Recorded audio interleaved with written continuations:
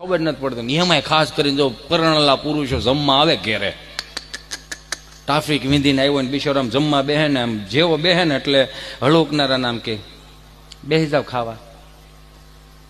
તો તાર નથી ખાવું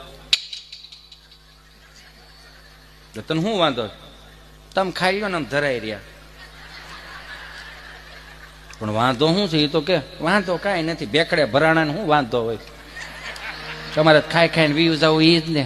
પણ હું છું એ તો કે પણ અમને શું થાય, તમે ખાઓ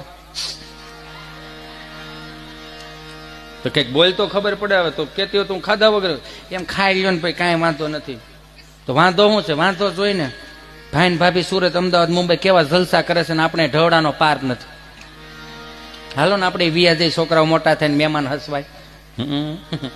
આવો ને હપ્તા ભરવા આવો. હાલો હાલો આ જી સિરીજ ને સારું લગાડવા હાટુથી હપ્તે સીડા ને